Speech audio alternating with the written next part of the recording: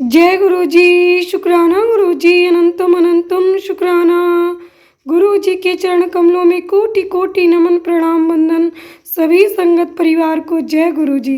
संगत जी, आज हैप्पी दिवाली है। जैसे कि पिछले वर्ष श्री राम जी की रामलला की मूर्ति की स्थापना हुई थी अयोध्या में 22 जनवरी, तो उसी प्रकार आज भी 22 जनवरी है संगत जी। इसलिए आप सभी को गुरुपा आज राम जी के रूप में दर्शन दे रहे हैं। आप सभी को गुरुपा की तरफ से और शिवा शिव मोटिवेशनल चैनल की तरफ से हैप्पी दिवाली। सभी संगत परिवार को हैप्पी दिवाली।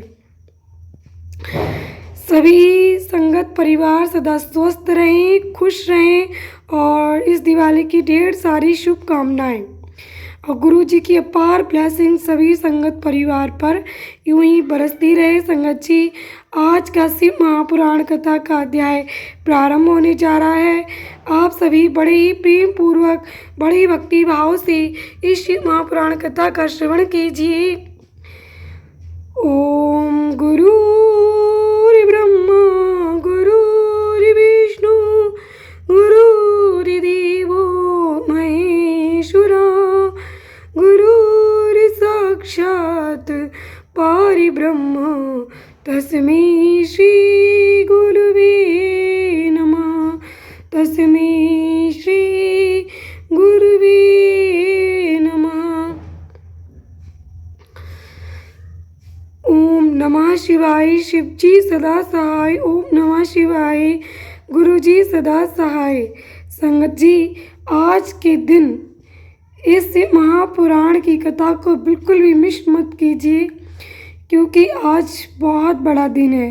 क्योंकि आज के दिन हमारी गुरु जी यानी कि सृष्टि के मालिक परमपिता परमेश्वर श्री राम लला के रूप में विराजमान हुए और इसीलिए शिव महापुराण का एक एक अक्षर सभी प्रकार के महान पातकों को नष्ट कर देने वाला है। और इसलिए आज इस शुभ अवसर पर आप सभी संगत परिवार दूसरी संगत के लिए भी इस शिव महापुराण की कथा को शेयर कीजिए। संगत जी, मैं वही बोल पाती हूँ जो गुरु जी मुझसे बोल पाते हैं। मैं वही कह पाती हूँ जो गुरु जी मुझसे कहलवाते हैं।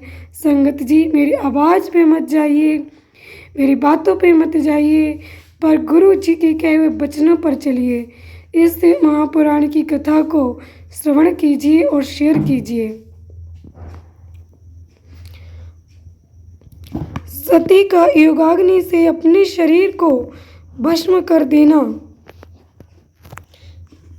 दर्शकों का हाहाकार, शिव पार्षदों का प्राण त्याग तथा दक्ष पर आक्रमण, रिपुओं द्वारा उनका भगाया जाना तथा देवताओं की चिंता। ब्रह्मा जी कहते हैं, नारद, मौन हुई सती देवी अपने पति का सादर स्मरण करके शांत चित्त हो सहसा उत्तर दिशा में भूमि पर बैठ गईं। उन्होंने विधि पूर्वक जल का आचमन करके वस्त्र ओढ़ लिया और पवित्र भाव से आंखें मूंद कर पति का चिंतन करती हुई योग मार्ग में स्थित हो गईं। उन्होंने आसन को स्थिर कर प्राणायाम द्वारा प्राण और अपान को एक रूप करके नाभि चक्र में स्थित किया। फिर उदान वायु को बलपूर्वक नाभि चक्र से ऊपर उठाकर बुद्धि के साथ हृदय में स्थापित किया। तत्पश्चात शंकर की प्राण बलवा आनंदिता सती उस हृदय स्थित वायु को कंठ मार्ग से भ्रकटियों के बीच में ले गईं। इस प्रकार दक्ष पर कुपित हो सहसा अपने शरीर को त्यागने की इच्छा से सती ने अपने संपूर्ण अंगों में योग मार्ग के अनुसार वायु और अग्नि की धारणा की। तदनंतर अपने पति के चरणार बिंदों का चिंतन करती हुई सती ने अन्य सब वस्तुओं का ध्यान भुला दिया। उनका चित्त योग मार्ग में स्थित हो गया था, इसीलिए वहाँ उन्हें पति के चरणों के अतिरिक्त और कुछ नहीं दिखाई दिया।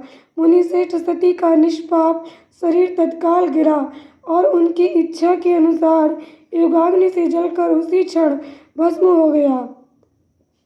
उस समय वहाँ आए हुए देवता आदि ने जब यह घटना देखी तब वे बड़े जोर से हाहाकार करने लगे। उनका वह महान अद्भुत विचित्र एवं भयंकर हाहाकार आकाश में और पृथ्वी तल पर सब ओर फैल गया। लोग कह रहे थे, हाय महान देवता भगवान शंकर की परम प्रिय सी सती देवी ने किस दुष्ट के दुर्व्यवहार से कुपित तो अपने प्राण त्याग दिए। ओहो ब्रह्मा जी के पुत्र इस दक्ष की बड़ी भारी दुष्टता तो देखो। सारा चराचर जगत जिसकी संतान है उसी की पुत्री मनस्विनी सती देवी जो सदा ही मान पाने के योग्य थी, उसके द्वारा ऐसी निरादृत हुई कि प्राणों से ही हाथ धो बैठी। भगवान वृषभध्वज की प्रिया सती सदा सभी सत्पुरुषों के द्वारा निरंतर सम्मान पाने की अधिकारिणी थी। वास्तव में उसका हृदय बड़ा ही असहिष्णु है। वह प्रजापति दक्ष ब्राह्मण द्रोही है, इसलिए सारे संसार में उसे महान अपयश प्राप्त होगा।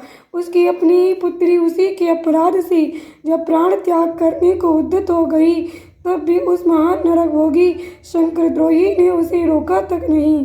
जिस समय सब लोग ऐसा कह रहे थे, उसी समय शिव जी के पार्षद सती का ये अद्भुत प्राण त्याग देख तुरंत ही क्रोध पूर्वक अस्त्र शस्त्र ले दक्ष को मारने के लिए उठ खड़े हुए। एक मंडप के द्वार पर खड़े हुए वे भगवान शंकर के समस्त 60,000 पार्षद, जो बड़े भारी बलवान थे, अत्यंत रोष से भर गए और हमें धिक्कार है ऐसा कहते हुए भगवान शंकर के गढ़ों के वे सभी वीर युद्धपति बारंबार उच्च स्वर से हाहाकार करने लगे। देवर से कितने ही पार्षद तो वहाँ शोक से ऐसे व्याकुल हो गए कि वे अत्यंत तीखे प्राणनाशक शस्त्रों द्वारा अपने ही मस्तक और मुख आदि अंगों पर आघात करने लगे। इस प्रकार 20,000 पार्षद उस समय दक्ष कन्या सती के साथ ही नष्ट हो गए। वह एक अद्भुत सी बात हुई। नष्ट होने से बचे हुए महात्मा शंकर के वे प्रमथगण क्रोध युक्त दक्ष को मारने के लिए हथियार लिए उठ खड़े हुए। उन्हें उन आक्रमणकारी पार्षदों को देखकर भगवान भृगु ने एक में विघ्न डालने वालों का नाश करने के लिए नेत्र अपाता असुरा रक्षासी भेद सदा इस यजुर मंत्र से दक्षिणाग्नि में आहुति दी। भृगु की आहुति देते ही यज्ञ कुंड से ऋभु नामक सहस्त्रों महान देवता जो बड़े प्रबल वीर थे वहाँ प्रकट हो गए। मुनीश्वर उन सबके हाथ में जलती हुई लकड़ियाँ थीं। उनके साथ प्रमथगणों का अत्यंत विकट युद्ध हुआ, जो सुनने वालों के भी रोंगटे खड़े कर देने वाला था। उन ब्रह्मतेज से संपन्न महावीर ऋभुओं की सब ओर से ऐसी मार पड़ी जिससे प्रमथगण बिना अधिक प्रयास के ही भाग खड़े हुए। इस प्रकार उन देवताओं ने उन शिवगणों को तुरंत मार भगाया। ये अद्भुत सी घटना भगवान शिव की महाशक्तिमती इच्छा से ही हुई। वह सब देखकर ऋषि इंद्रादि देवता मरुदगण विश्वदेव अश्विनी कुमार और लोकपाल चुप ही रहे। कोई सब ओर से आकर वहाँ भगवान विष्णु से प्रार्थना करते थे कि किसी तरह विघ्न टल जाए। वे उदग्नियों बारंबार विघ्न निवारण के लिए आपस में सलाह करने लगे। प्रमथगणों के नाश होने और भगाए जाने से जो भावी परिणाम होने वाला था, उसका भलीभांति विचार करके उत्तम बुद्धि वाले श्री विष्णु आदि देवता अत्यंत उदग्नि हो उठे थे। मुने इस प्रकार दुरात्मा शंकर द्रोही ब्रह्मबंधु दक्ष के यज्ञ में उस समय बड़ा भारी विघ्न उपस्थित हो गया। जय गुरु जी, शुक्राना गुरु जी, अनंतम अनंतम शुक्राना। ओम नमः शिवाय। शिव जी सदा सहाय। ओम नमः शिवाय। गुरु जी सदा सहाय। संगत जी, बाहर की आवाज़ें आ रही हैं, पटाखे भी छूट रहे हैं, बच्चे भी शोर मचा रहे हैं। संगत जी, आज की हमारी कथा यहीं पर संपूर्ण होती है। अगला अध्याय श्रवण करेंगे। गुरु जी की अनंतम ब्लेसिंग्स और कृपा आप सभी के साथ रहे। सदा सदा आपका परिवार ऐसी खुशियाँ मनाता रहे, स्वस्थ सुखी समृद्ध रहे, ऐसी मेरी कृपा से अरदास है। जय गुरु जी। शुक्राना गुरु जी, अनंतम शुक्राना।